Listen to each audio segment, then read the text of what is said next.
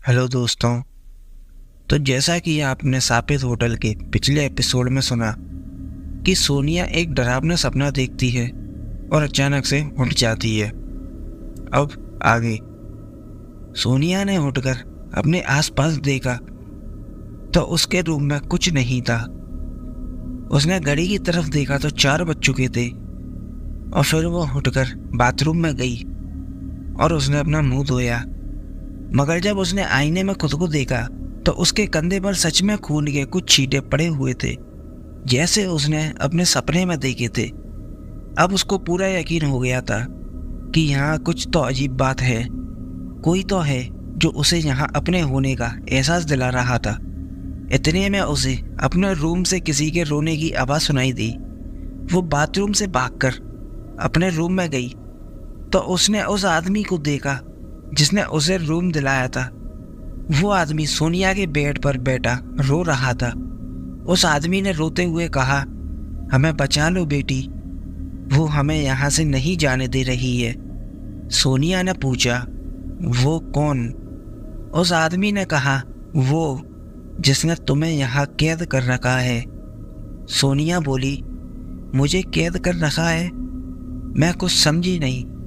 इतने में वो आदमी हंसने लगा और सोनिया से बोला, हाँ, तुम यहाँ कैद हो चुकी हो। सोनिया घबराकर बोली, क्या बकवास कर रही हो? वो कौन है और तुम कौन हो? वो आदमी बोला, वही। इतना कहते ही तभी अचानक पीछे से वही लड़की आ गई और उसने उस आदमी का मुंह बंद कर दिया और सोनिया की तरफ देखकर जोर से चिल्लाने लगी। उसकी आवाज़ इतनी तेज थी कि रूम के दीवार पर लगे सारे फोटो फ्रेम नीचे गिरने लगे। सोनिया उसको देखकर बहुत डर गई और डरते हुए पूछा, कौन हो तुम और क्या चाहती हो? फिर वो चुड़ैल जोर से चिल्लाई और उसने रूम में लगे आईने की तरफ इशारा किया। जब सोनिया ने उस आईने की तरफ देखा तो उसने खुद की लाश को पंखे से लटकते हुए देखा। ये देखकर सोनिया डर से चिल्लाने लगी, मगर जब उसने अपना मुंह फिर उस चुड़ैल की तरफ घुमाया तो वहाँ कोई नहीं था और नीचे गिरी फोटो फ्रेम भी दीवार पर लगी हुई थी। ये सब देखकर वो बहुत घबरा चुकी थी। सोनिया ने अपना फ़ोन उठाया और उस रूम से भागते हुए अपने घर पर फ़ोन लगाने की कोशिश करी, मगर उसका फ़ोन चार्ज नहीं था, जबकि उसने अपना फ़ोन चार्ज होने बहुत देर का लगाया हुआ था। सोनिया बोली, ओ गॉड, अब क्या करूं? वो भागती हुई नीचे की तरफ गई और उसने देखा कि होटल का दरवाज़ा खुला था। वो जैसे ही दरवाजे को पार करने लगी तो अचानक से उसे किसी शक्ति ने पीछे की ओर खींचा, मगर तभी किसी ने बाहर से उसका हाथ पकड़ लिया था। सोनिया का पूरा शरीर हवा में था। एक तरफ कोई अदृश्य शक्ति उसे होटल के अंदर खींच रही थी और एक तरफ बाहर से किसी ने उसका हाथ पकड़ा हुआ था। सोनिया ने जब देखा तब बाहर एक 26 साल का नौजवान था जिसने सोनिया का हाथ पकड़ा हुआ था और उसके पीछे वही महिला खड़ी थी जिसने सोनिया के साथ ट्रेन में सफ़र किया था।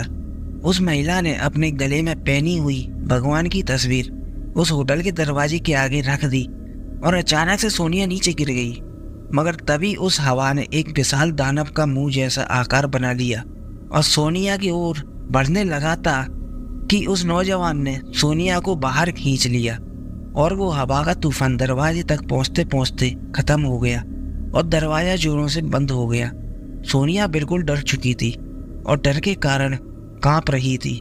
इतने में वो महिला उसके पास आई और बोली, तुम ठीक तो हो ना बेटी?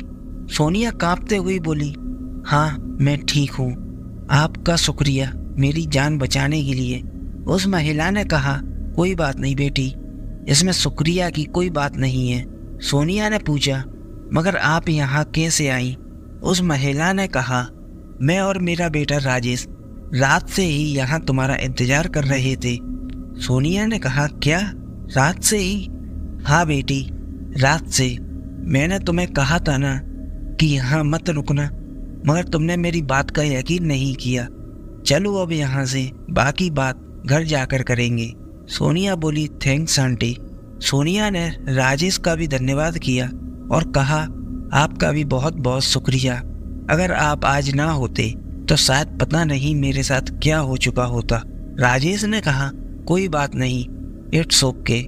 राजेश बोला, चलो सोनिया जी अब घर चलते हैं। और फिर वो तीनों गाड़ी में बैठी और घर के लिए रवाना हो गई।